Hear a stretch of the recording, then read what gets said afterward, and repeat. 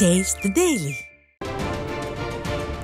புரட்சி தமிழரின் மக்களை காப்போம் தமிழகத்தை மீட்போம் எழுச்சி பயணத்தில் மதுரை புறநகர் கிழக்கு மாவட்டத்தில் உள்ள திருப்பரங்குன்றம் சட்டமன்ற தொகுதியில் 16 கால் மண்டபம் அருகே அதிமுக பொதுச் செயலாளர் எடப்பாடி கே பழனிசாமி திமுகவின் அவலங்களை நாட்டு மக்களுக்கு எடுத்துரைத்தார். இதுகுறித்து தலைமை செய்தியாளர் திரு ஜெயக்குமாரிடம் கேட்கலாம். வணக்கம் திரு ஜெயக்குமார், சொல்லுங்க.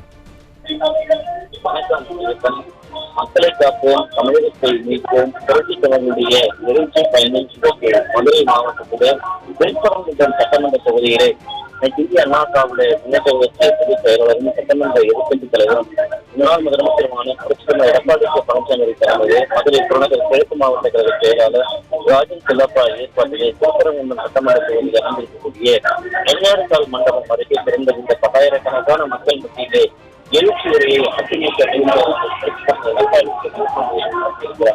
அரசு மக்கள் விரோத செயல்களை எப்படியெல்லாம் உழைத்து காட்டியிருக்கிறார்கள், 4 ஆண்டுகளாக மக்களை எப்படியெல்லாம் கண்டித்திருக்கிறார்கள் என்பதை அவர்கள் புள்ளிவிவரத்தோடு இந்திய அண்ணா திராவிட முன்னேற்ற கழகத்துடைய பொதுச் செயலாளர் எடுத்துக்காட்டினார். ஒரு டிஜிபி நியமனத்தில் கூட இந்த அரசு தமிழக மக்கள் மீது சட்டம் ஒழுங்கு என்பது கொலை கொண்டு குற்ற சம்பவங்கள் மீது அக்கறை இல்லாமல் நியமனத்தில் எந்த அளவுக்கு மெத்தனமாக செயல்பட்டிருக்கிறார்கள். பொறுப்பு டிஜிபியாக ஒருவரை எப்படி நியமித்து அந்த நிகழ்ச்சியில் கூட மக்கள் யாரும் பங்கேற்கவில்லை என்கிற கவலத்தை எல்லாம் சுட்டிக்காட்டியிருக்கிறார்கள். திருப்பரங்குன்றம் சட்டமன்ற தொகுதியை பொறுத்தளவுக்கு இந்த மல்லிகைப்பூ விவசாயம் பெருமளவே இருக்கிறது. எனவே மல்லிகைப்பூ விவசாயத்தை பாதுகாக்கவும் விவசாயிகளுடைய நலனை கருத்தில் கொண்ட விவசாயிகளுடைய ஆதரவோடு மக்களுடைய ஆதரவோடு 2026 அதிமுக அரியணை ஏற்பட்டது தெற்கு தொழிற்சாலை மல்லிகை பூவினை அமைச்சர்கள் கொடுக்கப்படும் என்று தெரிவித்திருக்கிறார். திருப்பரங்குன்றம் சட்டமன்ற தொகுதியில் இந்திய அண்ணா திராவிட முன்னேற்ற கழக ஆட்சியிலே 24 மணி நேரம் மருத்துவமனை, அதாவது அரசு மருத்துவமனை செயல்படுவதற்கு ஏழைகள் மக்கள், விவசாயிகள், நடுத்தர மக்கள் அனைவரும் சிகிச்சை பெறுவதற்காக வழிவகை செய்யப்பட்டது.